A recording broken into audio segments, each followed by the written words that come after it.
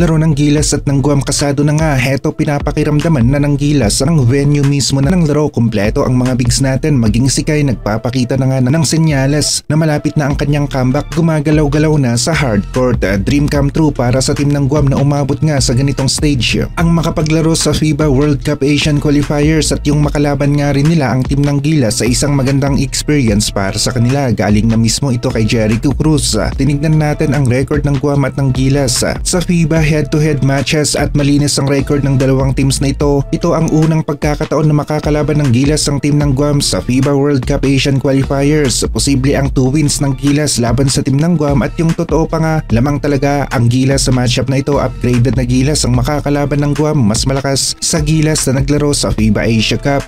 Present at future bigs ng Gilas na sina QMB at AG Edo, unang combo experience para sa dalawang players na ito na magkasama sila sa loob ng paint at excited tayo na makita ang kanilang mga plays sa shaded area. Isa sa inaabangan natin ay kung kaya ba nilang i-dominate ang mga bigs ng Guam, dahil dito masusukat rin natin kung may kakayahan ba sila na tumapat sa mga bigs ng New Zealand at Australia na di hamak na mas malakas at mas matalino ang galawan kapag inside plays ang usapan. Ibang usapan naman kapag meron na ngang isang Kai Sotto sa Gilas, di hamak na mas matangkad at kinikilala nga ng New Zealand ang lakas ng isang Kai. Noong tinalo ng Gilas ang team ng New Zealand, hirap talaga sila kay Kai Sotto sa loob ng paint at iba rin yung laro ni Junmar sa panalo nilang ito. Click na click ang combo nila ni Kai Sotto sa loob ng paint at maraming pagkakataon na nagtutulungan ang dalawang players na ito sa mga inside plays. Nahihirapan naman tayo na mabuo ang best front lane natin dahil sa injury. Gusto rin natin na makita ang AG Edu at Kai Sotto combo, QMB at Kai, mga combination na gusto nating subukan sa Gilas team ngayon. Nakukuha na nga ni na Junmar at Kai Sotto ang kanilang pinakamataas na antas ng kanilang chemistry. Yung smooth talaga ang kanilang tandem sa loob ng paint at aabot pa nga ang kombong ito sa FIBA World Cup.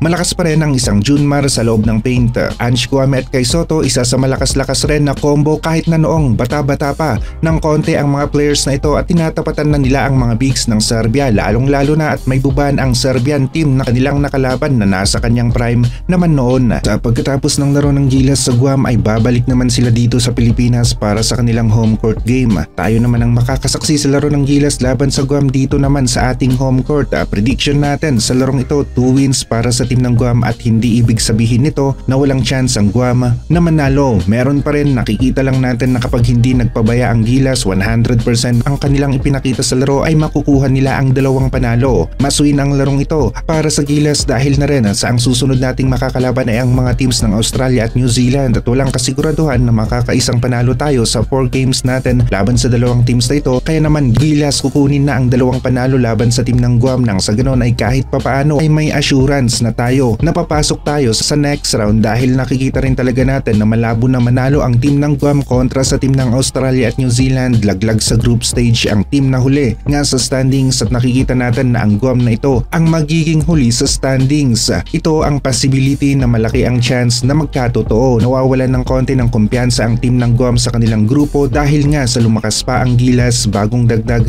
na QMB, mas mahihirapan sila ngayon at ang susunod rin na makakalaban ng Guam ay ang mga teams ng New Zealand at Australia.